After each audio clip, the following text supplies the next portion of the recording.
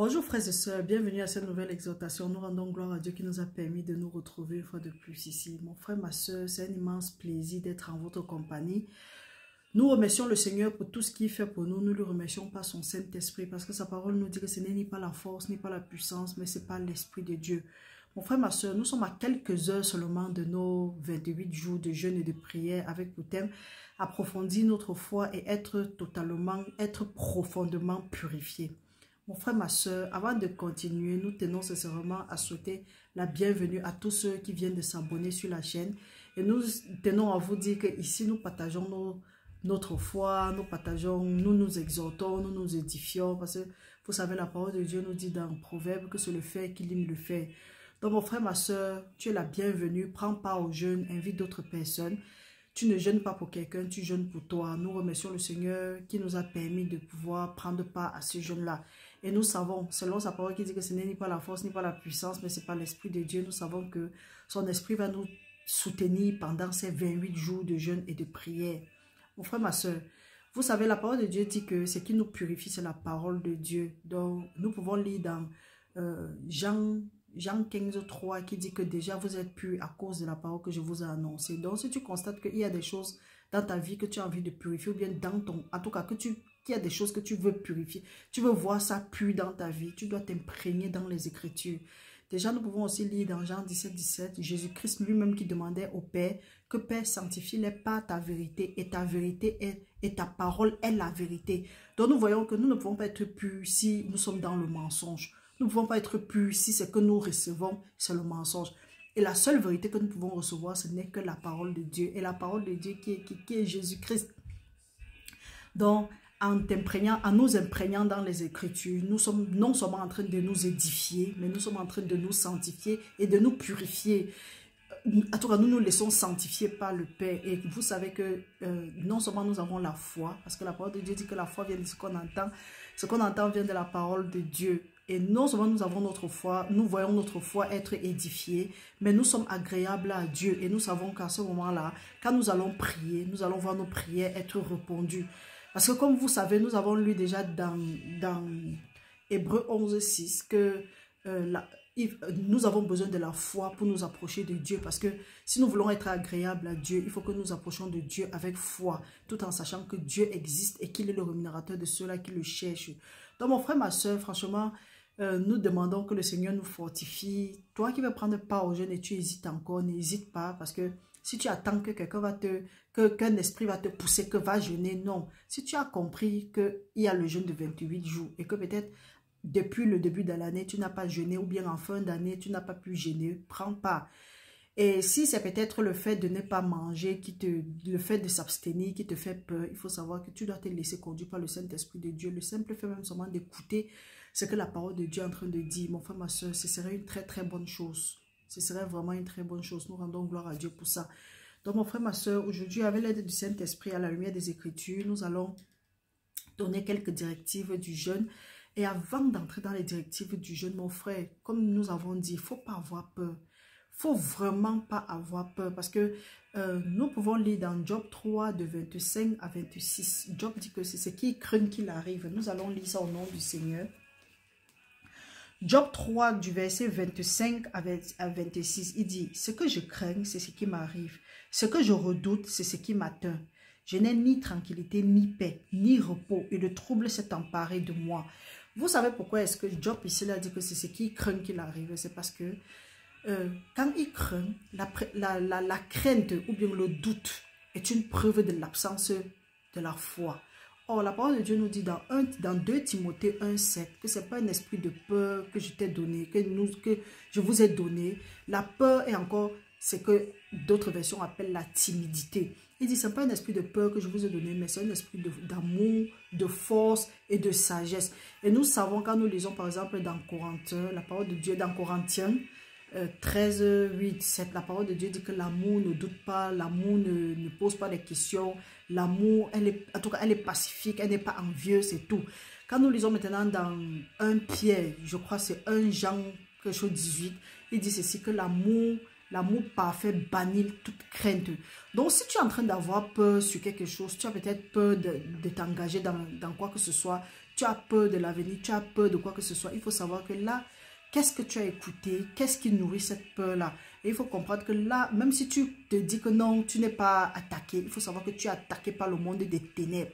Tu es attaqué par des esprits maléfiques. Parce que si la peur là est dans ta vie, la peur, certains gens croient que la peur c'est une sensation, la peur c'est une émotion. Non, hein, la peur c'est un esprit. Parce que quand nous nous référons à 2 Timothée 1,7, la parole de Dieu dit bien que ce n'est pas un esprit de peur. Donc si tu as ces sensations de peur, ces sensations de doute, ces sensations d'instabilité, ou bien tu restes et tu dis que oh, qu'est-ce qui m'énerve? Il faut savoir que l'esprit de peur n'est pas loin de toi. En ce moment-là, tu te lèves avec la parole de Dieu.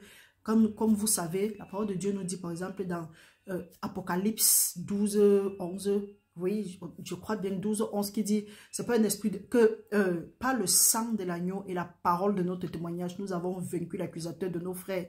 Quand nous lisons plus tôt, dans Luc 10, 19, le Seigneur dit que je vous ai donné le pouvoir de marcher sur les serpents et sur les scorpions et sur toute la puissance de l'ennemi et rien ne pourra vous nuire. Tu te lèves quand tu sens quand tu as cette sensation-là, tu dis que hey, tout esprit de peur dans ma vie, dont tu l'identifies, tu dis que tout esprit de peur, tu prends d'abord autorité, tu dis que l'arbre qui produit la peur dans ta vie, qu'il soit maudit depuis la racine au nom de Jésus-Christ. Et que tout esprit de peur associé à ces arbres-là qui produisent cet esprit-là dans ma vie, que votre pouvoir soit lié par la puissance dans le sang de Jésus-Christ, parce que le Seigneur m'a donné le pouvoir de marcher sur les serpents, sur les scorpions et sur toute la puissance de l'ennemi et que rien ne pourra me nuire. Une fois maintenant, tu dis que le Seigneur, ce n'est pas un esprit de peur que Dieu m'a donné, mais un esprit de force, d'amour et de sagesse. Je refuse d'être faible, je refuse d'avoir peur, je refuse de ne pas craindre l'Éternel, je refuse au nom de Jésus-Christ tout ce qui n'est pas de Dieu dans ma vie, que ce soit que leur force soit anéantie par la force dans le sang puissant de Jésus-Christ. Et quand tu dis comme ça, là, tu restes tranquille et tu ne crains plus. Toutefois, maintenant que tu as ces sensations-là, tu confesses juste la parole de Dieu. Donc, pendant ce moment de jeûne et de prière, n'ayons pas peur. Et sachons que ce n'est ni pas la force, ni pas la puissance, mais c'est pas l'Esprit de Dieu. Nous serons très boostés pendant cette période-ci. Et sachez alors que la parole de Dieu nous dit dans Apocalypse 21, 8, comprenez ce que la parole de Dieu dit. Le diable, quand il vient avec l'esprit de peur, son premier agent, donc son agent principal, comme on appelle souvent les éclaireurs, les Timothées, les esprits moniteurs là, ça, c'est parce que c'est la peur. Nous allons lire. La parole de Dieu nous dit cela, nous lisons dans 8. Mais pour les lâches, les incrédules, les abominables, les meurtriers, les impudiques, les enchanteurs, les idolâtres et tous les menteurs, leur part sera dans les temps ardents de feu et de soufre, ce qui est une seconde mort. Donc pour les lâches, la parole de Dieu appelle aussi les peureux, les lâches. Même pas seulement la parole de Dieu, nous savons. Donc nous pouvons voir que un synonyme de peur, c'est aussi la lâcheté. Donc mon frère, ma soeur, je t'encourage à ne pas avoir peur, parce que la parole de Dieu dit que celui qui est avec nous est plus fort que celui-là qui marche sur la terre. Donc quelles que soient les circonstances, oublie ça. Oublier ne veut pas dire que tu as oublié ton problème, tu oublies vraiment ton problème. Mais qu'est-ce que Dieu dit par rapport à la circonstance, à ce que tu es en train de traverser? Parce que peut-être un esprit t'a soufflé que ton avenir est incertain, tu ne vas rien faire, tu vas demeurer comme ça là. Regarde, tes amis ont percé, tes amis sont à tel niveau et autres. Et tu leur laisses, les 5 doigts ne sont pas les mêmes.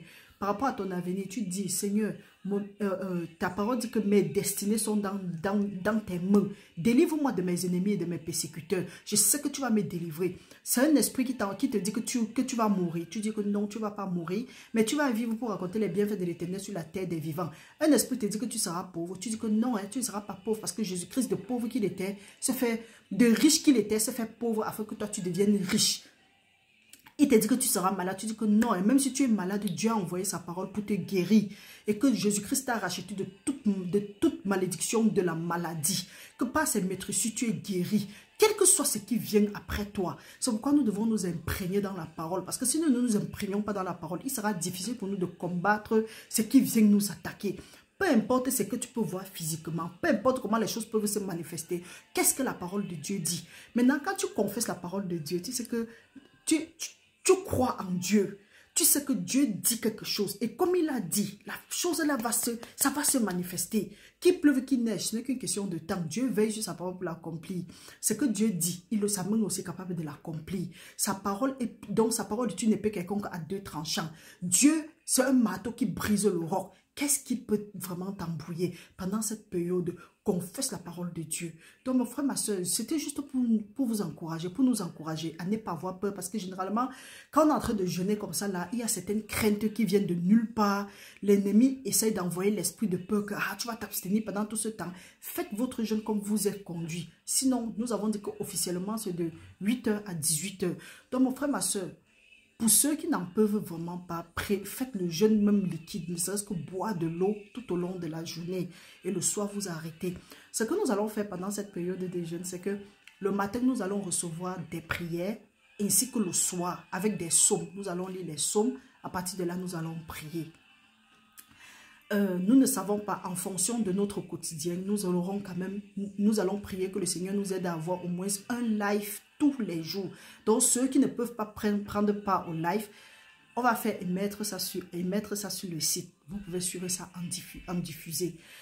En ce qui concerne le jeûne, vous savez, ici là nous disons toujours que quand tu veux prendre part au jeûne, prends la peine d'aller nourrir les pauvres. Nourrir les pauvres c'est quoi? Ça ne veut pas dire, parce que la parole de Dieu dit que allez donner. Tu ne vas pas donner, tu dois prendre le temps de prier et d'être conduit. Tu peux m'être conduit à aller donner dans un ministère. Et généralement, il faut d'abord te laisser conduire. Parce que si le ministère ne s'occupe pas des pauvres, ou bien le ministère, c'est pour une seule personne, tu te dis peut-être qu'en allant donner là-bas, tu auras les faveurs. C'est que tu n'es pas en train d'accomplir, de faire ce que Dieu veut. Parce que quand tu donnes aux pauvres, tu es en train de prêter à l'Éternel qui va te remettre le moment venu. Mais quand tu ne donnes pas, et quand tu donnes là où Dieu t'a envoyé, nous avons lu ici récemment, lorsqu'on parlait des dîmes, que tu dois donner où Dieu t'a envoyé pour glorifier son nom, où son nom est mentionné. Donc tu ne dois pas te lever, dire que oui, Dieu a dit qu'on donne et tu pas donné. Même si tu ne sais pas comment tu vas écouter la voix du Seigneur, dis souvent, Seigneur, conduis-moi vers ceux pour qui je dois être une bénédiction. Guide-moi. Et tu restes un peu tranquille. Tu essayes d'écouter ce que le Saint-Esprit va te dire. Et quand il va même te parler, ou bien tu essayes de voir ce qui va te venir à l'esprit. Si tu ne connais pas discerner la voix du Saint-Esprit, tu écoutes quelque chose, va encore sur tes genoux, si tu veux la confirmation, tu pries et tu vas comprendre. Donc écouter la voix du Seigneur n'est pas difficile, c'est que tu dois te concentrer dans la parole de Dieu et à force de rester connecté à quelqu'un, au Saint-Esprit, tu vas être connecté à Dieu. Donc, tu vas être sensible à sa voix. Mais si tu es déconnecté de lui, c'est normal que nous nous promenons, nous disons qu'on veut les prophéties, on veut savoir ce que Dieu a dit de nous. Alors que nous-mêmes, nous pouvons entrer dans notre chambre, Dieu est dans les lieux secrets. Il nous attend pour nous dire quelque chose en ce qui nous concerne.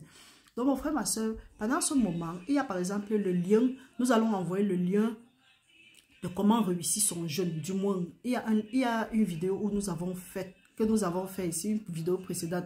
Nous allons envoyer le lien. Ensuite, il y a une autre vidéo où il faut prendre la Sainte Seine. Donc, je vous encourage à prendre la Sainte Seine avant d'entrer dans le jeûne. Parce que là, vous êtes en train de renoncer aux alliances que vous ne voulez pas. Et vous entrez en alliance avec le Seigneur Jésus-Christ. C'est vrai que quand vous êtes en train quand vous prenez un temps de consécration comme ce que nous allons faire à partir de demain, ça c'est être en alliance avec le Seigneur Jésus-Christ. Mais entrer dans, Jésus-Christ a bien dit que toutefois que vous boirez de ce vin, ceci est le symbole de mon sang. C'est la nouvelle alliance. Donc vous renoncez à d'autres alliances et vous dites que Seigneur, nous entrons en alliance avec toi. Et nous avons parlé il y a Isaïe 58, donc il faut lire ça. Nous allons mettre les liens et aussi pour la Sainte Seine. Ensuite, frères et sœurs, notez vos sujets. Pendant ce temps, nous voulons augmenter notre foi. Nous voulons voir comment notre foi va être approfondie, du moins édifiée en profondeur et nous voulons être purifiés. Maintenant, c'est l'occasion aussi pour tout un chacun de venir devant le Seigneur avec ses doléances. Ce n'est pas seulement attendre les hommes de Dieu ou les femmes de Dieu pour qu'on prie pour nous. Non, il y a certaines choses qu'on va prier, ça va quitter. Certaines situations qui vont se décamper, mais il y a d'autres situations qui ont besoin du temps. Et le temps, notre temps et notre attention. Ceci veut dire quoi? Nous avons lu par exemple dans Matthieu 17, 21, qu'il y a un genre de démon qui ne sort que par la prière et le jeûne. Donc peut-être il y a une situation dans ta vie, tu as trop prié, tu vois la situation persiste. Prends maintenant un temps, observe un temps de jeûne, écris cette situation, écris ce qui te dérange là sur un bout de papier, écris les différents domaines de ta vie que tu aimerais bien voir changer. tu parles dans la parole de Dieu, tu prends les versets relatifs à ton problème, tu viens avec. Parce que tant que tu ne changes pas le problème qui est en train de te déranger avec ce que Dieu a dit, il y aura un problème. Nous pouvons prendre l'exemple de Jésus-Christ et Pierre. Pierre a régné Jésus-Christ 3 fois. Quand Jésus-Christ est revenu, il a demandé à Pierre, est-ce que tu m'aimes? Il a fallu que Pierre réponde ça aussi 3 fois. Donc mes frères, mes soeurs, quand on dit que prenez un bout de papier, notez les domaines de vos vies qui ne fonctionnent pas ou bien les domaines de vos vies que vous voulez voir changer.